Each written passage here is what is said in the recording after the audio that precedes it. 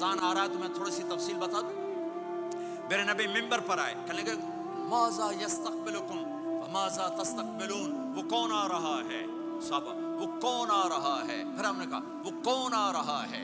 حضرت عمر کھڑے ہو گئے, یا رسول اللہ اوحی نزل, کیا کوئی وحی آ گئی؟ کہا نہ. کیا کوئی دشمن آ گیا؟ نہیں.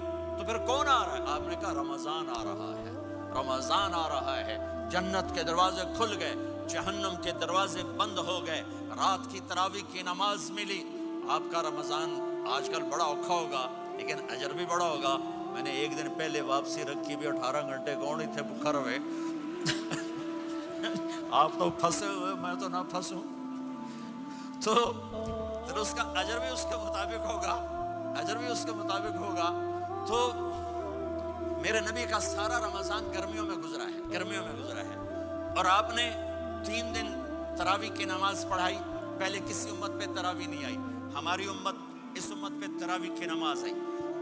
پہلی امت کا روزہ مشکل, تو ہمیں ایک آسانی ملی, قیس بن سریمہ.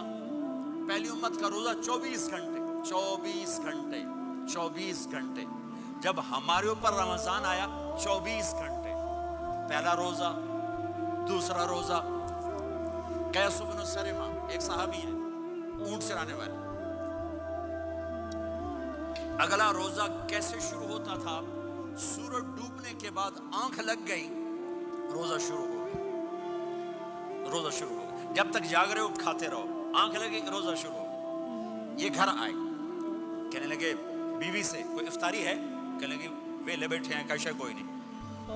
پھر کہنے لگے تو اتنا تھک کے آیا ہے تو چلو میں تیرے لیے کچھ انتظام کر کے لاتی ہوں. اب یہ تھکے ہوئے آئے تھے, یہ لیٹے اور آنکھ لگ گئی, سورج ڈوب گیا. بیگم کو آنے میں دیر ہو گئی.